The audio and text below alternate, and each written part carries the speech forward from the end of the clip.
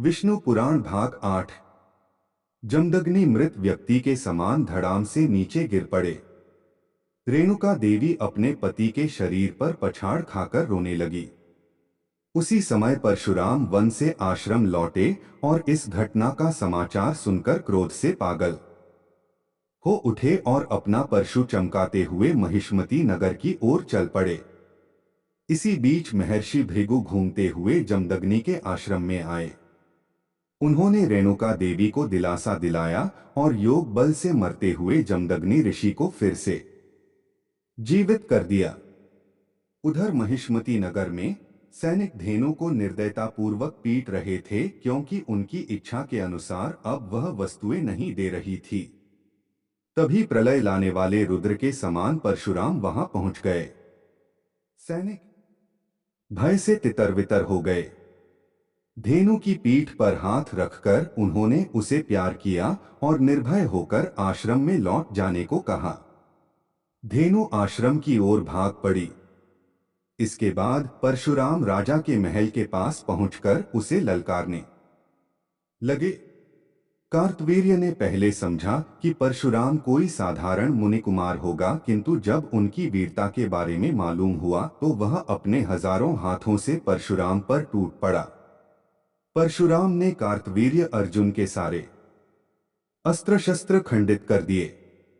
उसके 1000 हाथों को शाखाओं की तरह काट डाला। कार्तवीर्य बेजान धड़ के समान पृथ्वी पर गिर पड़ा।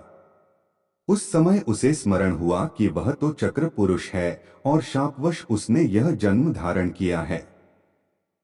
परशुराम को विष्णु का रूप मानकर मन ही मन उन्हें प्रणाम किया और सुदर्शन चक्र में विलीन हो गया। परशुराम अब अपने आश्रम में लौट आए तथा पिता को जीवित पाकर उन्हें कार्तवीर्य की मृत्यु का समाचार सुनाया। यह सुनकर उनके पिता जमदग्नि ऋषि बोले, तुमने जो काम किया है वह मानवों के लिए उचित नहीं है। इसके प्रायश्चित के रूप में तुम्हें तप करना होगा। पिताजी, राजा जब अपने कर्तव्य को भूलकर पाप करने लगता है तब उसे दंड देने का अधिकार सबको है। मैं तपस्या आपका आदेश समझकर करूंगा, प्रायश्चित के रूप में नहीं। यह कहकर परशुराम तपस्या करने चले गए। इधर कार्तवीर्य के 1000 पुत्र है क्षत्रियों को संगठित करके जमदग्नि ऋषि के आश्रम पर टूट पड़े। उस समय जमदग्नि समाधि में लीन थे। सैनिकों ने ऋषि का सिर काटकर दूर फेंक दिया। रेणुका देवी ने पहले रक्षा के लिए परशुराम को 21 बार पुकारा और फिर छाती पीटती हुई अपने पति के धड़ पर गिरकर बिलख बिलख कर रोने लगी। जमदग्नि का सिर लुढ़कते लुढ़कते कुछ दूर जाकर 2 शिलाओं के बीच अटक गया। क्षत्रियों ने आश्रम में आग भी लगा दी। आग की इन लपटों में रेणुका देवी अपने पति के धड़ के साथ जलकर भस्म हो गई। उधर परशुराम जंगल में तप कर रहे थे। अचानक उनके कानों में अपनी माता की पुकार 21 बार गूंज उठी। इसे अशुभ संकेत समझ वे एक ही छलांग में आश्रम को लौट आए। उस समय आश्रम धू-धू कर जल रहा था। उनके माता पिता भस्म हो चुके थे।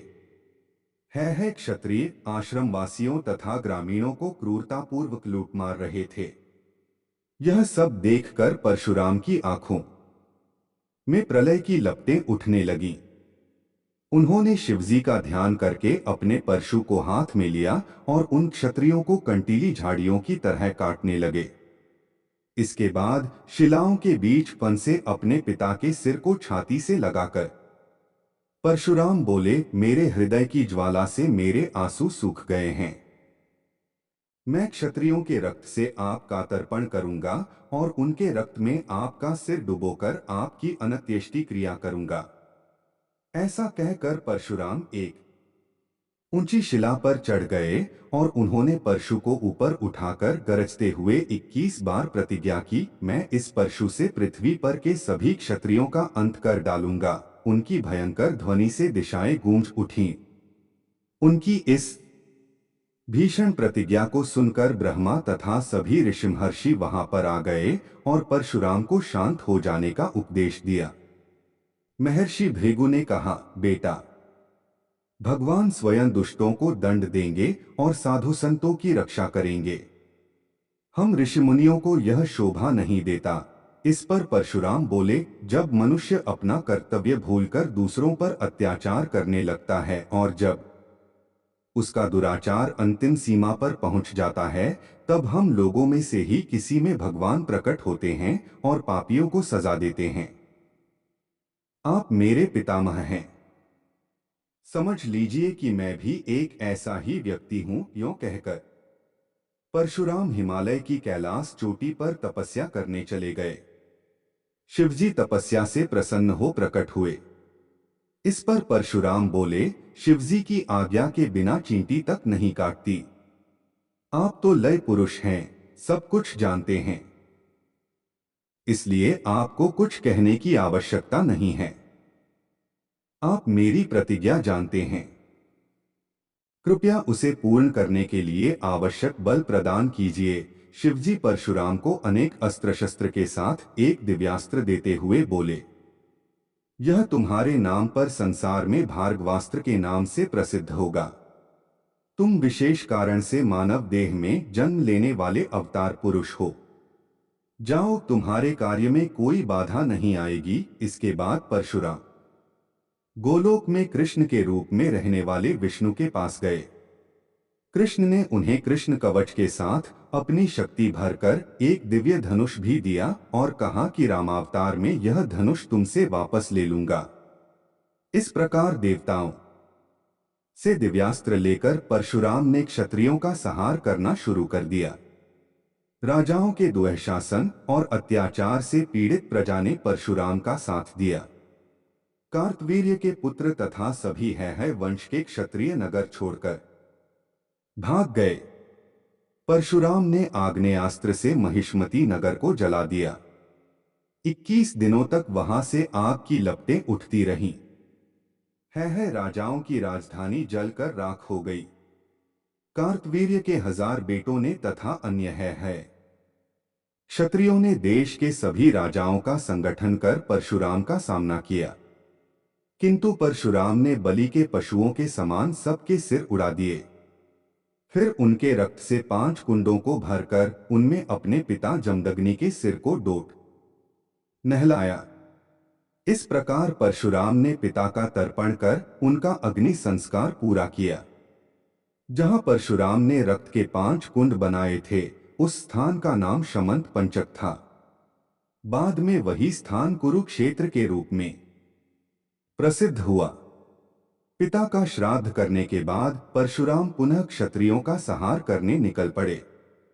ढूंढ ढूंढ कर जहां भी वे मिले, सबको मार डाला। क्षत्रिय माताओं ने अपने शिशुओं को ब्राह्मणों के घरों में छिपा दिया और आत्मरक्षा के लिए स्वयं भी ब्राह्मणियों का वेश धारण कर लिया।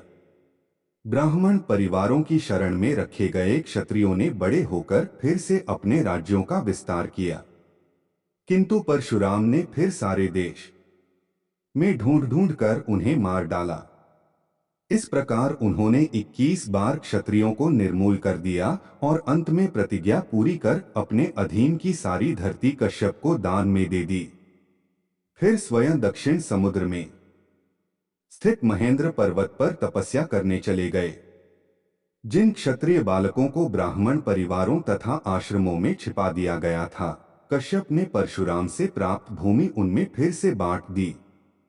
इस प्रकार क्षत्रियों के राज्य पुनः स्थापित हो गए। राजा इक्ष्वाकु के वंश में राजा रघु उत्पन्न हुए। राजा रघु इतने प्रतापी और यशस्वी हुए कि इनके नाम पर ही इनका वंश विख्यात हो गया। इसी रघुवंश में बहुत समय बाद विष्णु ने राजा दशरथ के सबसे बड़े पुत्र राम के रूप में अवतार लिया। उन्होंने मनुष्य के सामने आदर्श जीवन का उदाहरण रखा और मनुष्य के विकास के मार्ग में रोड़ा अटकाने वाले असुरों का वध करके आदर्श राम राज्य की स्थापना की। हिरण्यकश्यप और हिरण्याक्ष को विष्णु ने नरसिंह अवतार के रूप में मार दिया था। दूसरे जन्म में ये दोनों राक्षस रावण और कुंभकर्ण बनकर संसार को फिर सताने लगे। रावण ने भारी तपस्या कर ब्रह्मा से यह वरदान प्राप्त किया कि देवता, यक्ष, गंधर्व आदि कोई भी उसे मार न सके। वह मृत्यु के खतरे से निश्चिंत होने के कारण बहुत अहंकारी हो गया और मनुष्य पर अत्याचार ढाने लगा। रावण ने लंका से कुबेर को भगाकर लंका और उसके पुष्पक दोनों पर अधिकार कर लिया। उसने राक्षसों का संगठन कर कई अन्य लोगों को भी जीता। रावण के 10 सिर थे, इसलिए यह दशानन या दशकंठ के नाम से पुकारा जाता था। एक बार अपनी 20 भुजाओं के बल पर घमंड होने के कारण इसने कैलाश पर आक्रमण कर दिया। इस पर शिव जी ने अपने पांव के अंगूठे से इसे दबा दिया। वह एक शिला के नीचे दबकर पीड़ा से कराह उठा। तब से इसका नाम रावण भी पड़ गया। रावण ने शिवजी को क्रोधित जान कर उन्हें प्रसन्न करने के लिए अपने सभी सिर काटकर उन्हें भेंट कर दिया। तब शिव जी प्रसन्न हो गए और वह तब से महान शिव भक्त बन गया। रावण जितना वीर और पराक्रमी था, उतना ही वह दुष्ट भी था। नारियों का अपहरण कर उन्हें बंदी बनाना उसका नियम सा हो गया था। इस पाप के कारण उसे यह शाप मिला कि यदि वह किसी पर नारी के साथ बलात्कार करेगा तो उसके 10 सिर फटकर टुकड़े टुकड़े हो जाएंगे। मय की पुत्री मंदोदरी रावण की पत्नी थी। वह अपने पति के हित की कामना से रावण को सद्मार्ग पर चलने के लिए समझाती रहती। उसका भाई विभीषण भी उसे पाप कर्म से हटाने का प्रयास करता, किंतु रावण किसी की परवाह नहीं करता और दुष्टता से बाज नहीं आता। विंध्याचल के दक्षिण भाग तक रावण के राज्य की सीमा फैली थी। इसके राक्षस आर्यावर्त में होने वाले यज्ञों में विघ्न डालते और यहाँ के ऋषि मुनियों को मारते सताते, आश्रमों और गांवों को डोट जलाने तथा निर्दयी लोगों को कष्ट देने में उन्हें बड़ा आनंद आता था। उन्हीं दिनों कृष्णध्वज नामक एक राजर्षि ने वेदों के पाठ द्वारा एक पुत्री को प्राप्त किया। इसका नाम वेदवती थी। वह विष्णु को अपने पति के रूप में पाना चाहती था। इसके लिए उसने घोर तपस्या की। रावण उसे प्राप्त करना चाहता था, इसलिए उसने वेदवती से कहा, मैं विष्णु से भी महान हूं, इसलिए पति के रूप में मेरा वरण कर मेरे साथ लंका चल। वेदवती ने इस पर रावण का अपमान किया। रावण ने उसका जूड़ा पकड़कर घसीटते हुए अपने साथ ले जाना चाहा। वेदवती ने क्रोधित हो रावण को शाप दे दिया, अरे दुष्ट, तूने मेरे शरीर को स्पर्श कर अपवित्र कर दिया है, इसलिए इस देह को अब त्याग दूंगी। परंतु याद रख, मैं अगले जन्म में लंका में ही जन्म लेकर तुम्हारे नाश का कारण बनूंगी। भगवान विष्णु राम के रूप में मेरा वरण करेंगे। इतना कहकर वेदवती योगबल से अग्नि प्रज्वलित कर उसमें जलकर भस्म हो गई।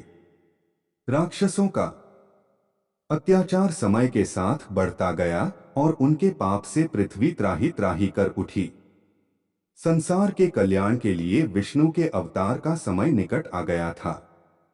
इसलिए विष्णु ने मनुष्य के रूप में और देवताओं ने बानरों के रूप में जन्म लिया।